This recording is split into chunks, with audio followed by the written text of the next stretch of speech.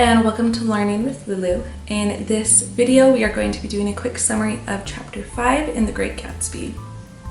So if you recall from chapter 4, Jordan says, hey, Gatsby knows Daisy and wants us to help arrange a re-meeting for them using your place. Gatsby wants Nick to invite Daisy over for tea and he's gonna show up. So Nick is being asked to do this and he has to decide if he wants to help out in this way. Which also, this is one of those kind of, again, contradicting moments of Nick's character. Very beginning of the book, he tells us how morally upright he is, but also how very tolerant he is, and the tolerance definitely shows because we see him meet Myrtle with Tom, like he was kind of forced, but you don't get the sense that he's said anything or tried to like reprimand Tom in any way. And now he's being asked to essentially arrange for Daisy's potential extramarital affair. And as we're gonna see, he agrees to it. So he's kind of complicit in people's immoral choices. And it's also kind of interesting because he seems to have his reasons and also just kind of being like other people's business is their business, where kind of the tolerance comes through. Well, I definitely then wonder if part of what Fitzgerald is saying is that everyone has their story, and so any breach of morality, maybe someone would have an excuse for it because everyone has their story. So there's that. So anyway, Nick comes home from that date with Jordan and he sees Gatsby's mansion completely lit up, and when Gatsby comes over to see him, and he even says like, it looks like the World's Fair over there, but it seems unoccupied, and Gatsby's just a little distant and obviously nervous. He's asking Nick if he wants to come to Coney Island with him, and he's just kind of making these offers to him, as you can guess, to kind of make Nick compliant and happy. And Nick is just kind of like, I'll arrange this tea for you. To which Gatsby, you know he appreciates it, but he's still very nervous.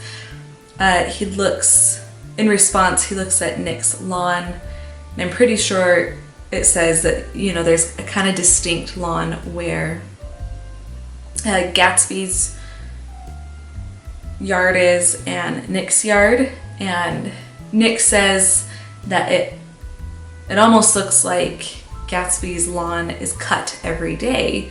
So at first he's kind of like, well, wait, why does the lawn need to be cut? And then he realizes like, oh, Gatsby is wanting to make Nick's place appear a certain way. Which, Nick's cottage is very near the grounds of Gatsby's huge home. And, America is supposed to be this place where everyone has equal opportunity, and yet this book very much shows how those in West Egg and East Egg almost try to reach for this aristocratic type of power and wealth, and you can almost get that sense in how Gatsby is wanting this cottage that's so near him and going to be kind of the environment of his re-meeting with Daisy. He wants it to appear a certain way. Like the day of, he even has a bunch of flowers sent over to Nick's place. Like it's somewhat theatrical, somewhat showy. And just to kind of clarify, so Nick's little cottage, Gatsby's big mansion. Daisy's re-meeting Gatsby here. And what I was talking about with that aristocratic thing is almost kind of that feudal system. The book even mentions that the original builder of Gatsby's mansion had wanted all of the surrounding homes to have thatched roofs to kind of give that feudal lord look, and they had refused.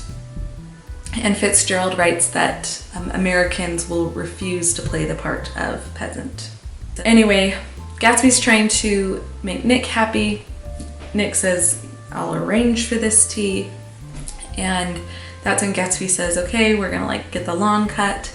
And then he also tries to offer Nick a business opportunity. And Nick kind of gets the sense that Gatsby's kind of wanting to financially compensate him, which offends Nick a bit, but that doesn't stop him from agreeing to help. He says, like, I'm still gonna help you meet my cousin, or re-meet my cousin Daisy. Like, I'll still arrange this. Nick invites Daisy to tea, says to not bring Tom along, and, you know, in her very coy manner, you know how she tries to present herself to the world, she goes like, oh, well, who's Tom? So that's arranged. Day of the set tea party. It's raining. Gatsby still has Nick's long cut, sends over all those flowers still. Gatsby is a nervous wreck. He fears, naturally, that things will not be the same as they were when they fell in love in Louisville. There's also just this thing with the passage of time. So Gatsby is so hyper aware of Daisy and that time that they fell in love.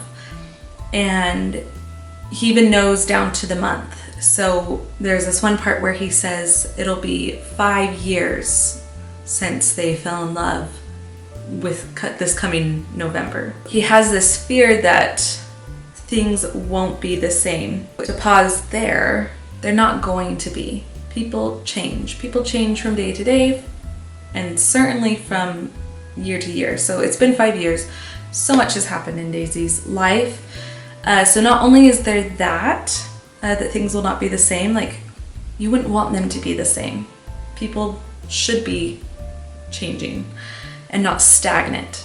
But the problem is, and it's very apparent, is that Gatsby's built up this idealized image of Daisy in his mind, to the point, and Nick comments on this image, this ideal image of Daisy is built up to the point that Daisy's not even going to be able to live up to it. It's very much that concept of falling in love with the idea of someone rather than the actual person themselves. And it doesn't end up being just Gatsby that has fallen in love with the idea of Daisy. In this chapter, you also kind of get the sense that Daisy now falls in love with this idea of Gatsby, of this presentation that he gives to her, especially now that he's wealthy. He's, you know, oozing wealth, as I have said. He's not the poor soldier that she did fall in love with 5 years ago in Louisville. And there's also this kind of part of me that wonders if there's a little bit of her liking the idea of Gatsby because if she engages in this affair, she's now the one not being stepped out on because, you know, Tom is very unfaithful to her. It's her now doing that, and perhaps it gives her that sense of vengeance or power. I wonder if there's a little bit of that to it. Anyway, Daisy arrives. Nick goes out to greet her, tells the chauffeur to go be gone for like an hour. The chauffeur's name is Ferdy. And she comes in, and to Nick's surprise, Gatsby's not there.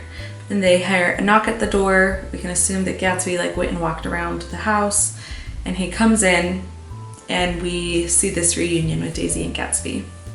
And it is incredibly awkward at first.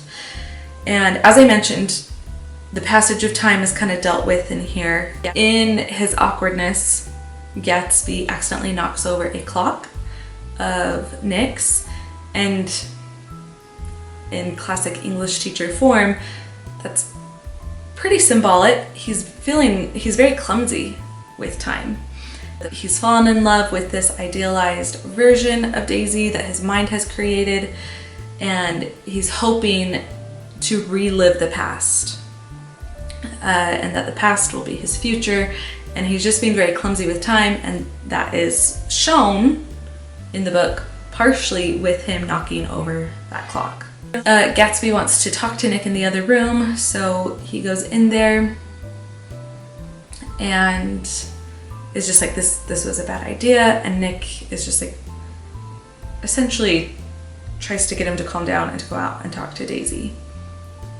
Oh, and sorry, a little backtrack. Right before Daisy got there, it was like 2 minutes after the hour that they had arranged for the meeting, and Gatsby was like, no one's coming, it's late, and again, his weird thing with the time and his nervousness, and Nick was like, it's 2 minutes past 4. We're fine. Daisy's coming.